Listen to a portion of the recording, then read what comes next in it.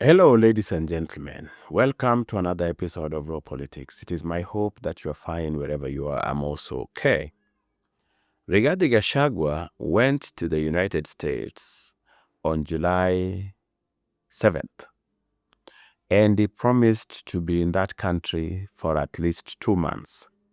What was he going to do there? Let us refer to what he said he was going to do there. He said he was going to engage Kenyans living in diaspora to tell them what he, Rigathi Gachagua, and his team would do should they be given the chance to lead this country come 2027.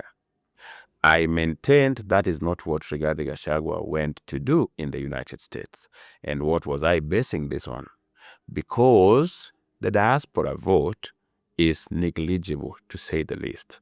The maximum votes we've gotten from diaspora since 2013 is 5,000.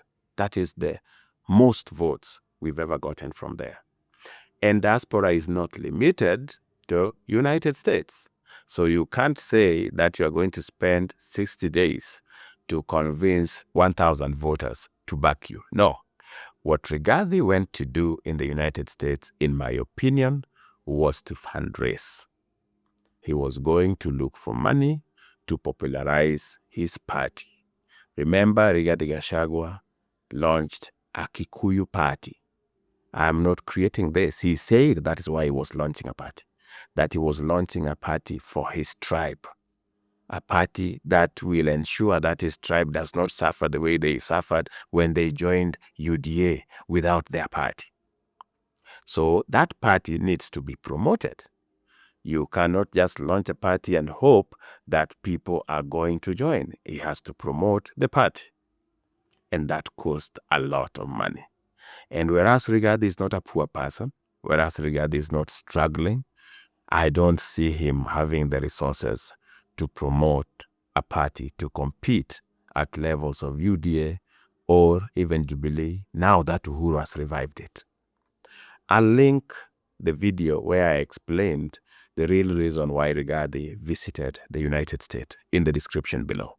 If you didn't watch it, find time and watch it.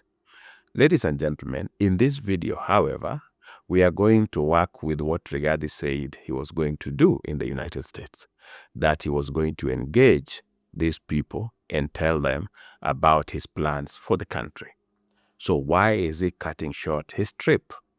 In my opinion, there are 3 possible reasons why he cut his trip. And that is what I'll discuss in this video. If that is a topic that interests you, I'm urging you to continue watching. And if you're watching this channel for the first time, take a second, subscribe to the channel so that when we produce videos of this nature, you are notified. And also, if you are a frequent viewer and you do find value in these videos and yet to subscribe, take a second also subscribe to the channel so that we grow together. Otherwise, if you find value, like I said, like the video and share it with your friends. What I said, ladies and gentlemen, is that Rigathi was supposed to be in the United States for 2 months, but officially he has cut short the trip. So why has he cut short the trip? In his own communication, he is coming back to the country to prepare for the by-elections. And I believe that could be a reason. But in my opinion, there are 3 things that could have led to Rigathi cutting short his trip in the United States. And the first one, ladies and gentlemen, is the most obvious. His host got tired and bored. And you can't blame Rigathi for this. This do happen to all of us. Take an example. You live in Nairobi. You barely go home. That is, you barely visit the rural area. So when you visit the rural area, the first day you are like a celebrity. You are treated very well. You will eat chicken. You will be treated like a king. But you see, if you stayed there more than 3 days, you will start seeing people getting used to you and getting bored. The people coming to visit your home, the number will start going down because after all, people have to continue with their normal life. And that is what has happened to Rigathi Gachagua. At the initial stage, you saw for yourself, he was being welcomed with songs and dance. And Rigathi was getting a very sizable crowd to address. But as time went by, the crowd became smaller, and the interest, the reception was getting colder. And that is natural. So I think Rigathi realized that he had overstayed his welcome and that people were no longer so excited to see him. Secondly, it is very costly, by the way. Just still under this point where the hosts are getting tired and bored, it is also very costly to host these town halls for Rigathi Gachagua. Because I don't believe Rigathi Gachagua is spending his money. He is depending on the Kikuyus in the United States to contribute and host this and organize these town halls. And the United States is a very expensive place, so people also sparing their income to entertain your politics is not going to be sustainable in the long run. It's my belief that he realized that people are no longer going to contribute to help with these town halls. So, like I said, the first reason is the obvious one. People got tired and got bored. And of course, it is costly to sustain Rigathi and his lifestyle in the United States. I also don't believe that Rigathi Gachagua was going to spend his hard-earned money to live in a cozy hotel in those cities at his own expense. I don't think so. So he had to come back. The second possible reason why Rigathi Gachagua cut short his trip, in my opinion, has everything to do with Rigathi's narrative. You see, he said he was going to the United States to engage the people in the diaspora, tell them what they would do should they be given a chance. Trust me, that is the opposite of what Rigathi has been doing there. Rigathi has just taken his typical rhetorics, the ones that he usually say in Kenya, to the United States. Nothing new. He is there with Ruto is the devil incarnate. Kenya is doomed, is a failed state. And of course, the one-time chance. If you go to people who are using their money, spending their money to host you and wants to hear from you, and you are there telling them of Kikuyu supremacy, that we are the best people in Kenya, we are the ones hosting the economy, we are special, and even asking them not to send money to Kenya so that the economy can die. You see, when you go to these people with that, it will excite them at the initial stage, because who doesn't want to be superior? So the Kikuyu supremacy narrative would run for a while. It will please certain people for a while. But as time goes, this narrative will be stale. I tell you that Rigathi Gachagua exhausted his lies. Everything that he had to say against Ruto, he had said it in every event. So repetition became his mode of operation. He would go and repeat the same things. People got tired of that narrative of Ruto this, Ruto that. So Rigathi had to now cook new things. He had to accuse Ruto of being behind the wars across Africa. Ruto is the one behind the war in Congo. Ruto is the one funding the war in Sudan. Ruto is the one funding Al-Shabaab to overthrow Somali government. Rigathi became so desperate, ladies and gentlemen, that he was now begging the US to sanction William Ruto.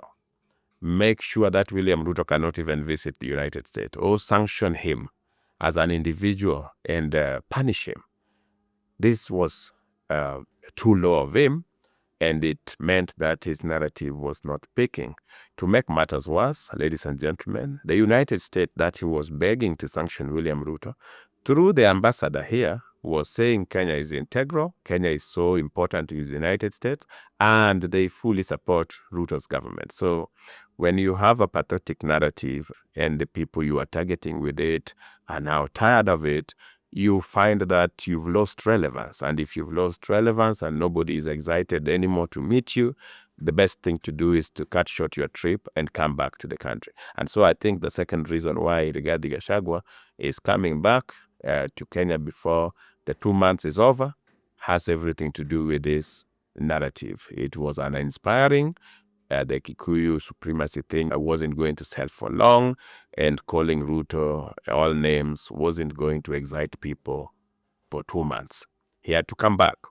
The third reason, ladies and gentlemen, why I believe Rigathi Gachagua had to cut short his trip and return to Kenya has to do with his support at home. He has a very weak support.